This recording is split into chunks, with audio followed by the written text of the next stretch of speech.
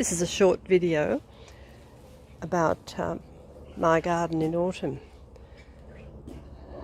This garden was pretty non-existent when we arrived here, and this part of the garden is very much dictated to by the huge deodar cedar, which is probably about 100 years old. And so underneath it I've planted shade-loving plants. It's Plectranthus, the white Plectranthus over there, native Plectranthus, and in the background is the purple one. This path and this bed here is more recent, and we've laid wood chip on the paths so that we had some more natural path.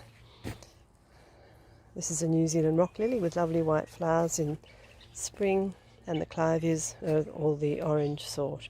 Along the back fence is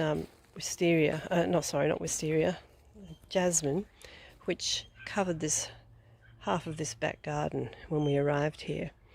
So it took a lot of work to remove that, and then these beds and plantings are new since then.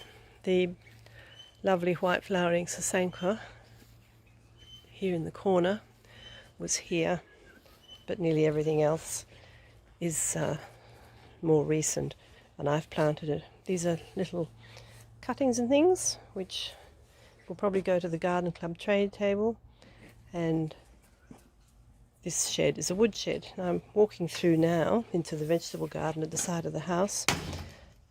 That's a fig under the net, and I have a variety of vegetables and lots of herbs growing here. It's a bit of a mishmash. I'm not a very organised vegetable gardener, but we get quite a lot of benefit from it. I'm growing Pierre de Ronsard roses on the back fence to try and soften that up. And under the net here, I plant things that the parrots and other birds and possums like to eat. And these are my compost bins. So then I'm heading here into the front garden.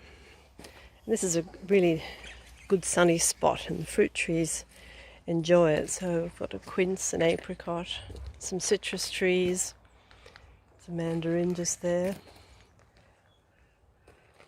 and some apples at the back, kumquat, a lime and a orange tree there. And the backdrop there is a very pretty golden ash with all its autumn colours. So this garden was knee-high in Kikuyu when we came, and we created these paths and these garden beds. It's quite a long front garden, goes down to the street, and this weeping apricot is one of the first blossoms that starts flowering in June. And here in front is a beautiful dogwood, which has lovely cream flowers. It's an evergreen dogwood. It has lovely cream flowers in summer. And then over there is next door. Along the front here we have on the left is a claret ash, a nyssa, and a liquid amber. And the hedge at the street level there I planted, and this other hedge here too. And this is a persimmon, lovely coloured leaves and fruit. So I'm walking through here down to the driveway. There's the road over there, and you can see the garden next door with some lovely trees.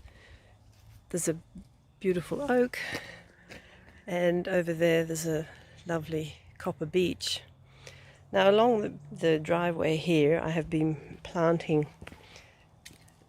for quite a while. It's sort of newish garden, but it's fairly difficult with all the trees that we have here. It's been a bit of a trial and error. Here's the other side of the hedge. It's also new. Here is a weeping copper beech, which goes very soon will be have lovely autumn colours on it. Next door's over there, and the white plectranthus provides a good barrier. This path here to the house is new. Well, not new, but it wasn't here when we came. And along here I've planted a variety of perennials, salvia, some roses, and this clipped bay tree. These English box were actually given to me by a friend, so I was very lucky to get fairly fully grown box plants. This courtyard with the white dogwood, well, it's white in spring anyway, was full of agapanthus, and when I removed it I planted hellebores. There are cyclamen and a variety of different things in there. This arbour my husband built, and there's a crepuscule growing over there. And in this pot is a lovely weeping maple.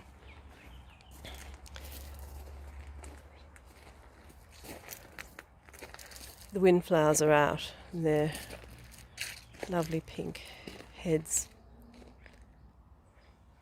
So there you are, that's the garden.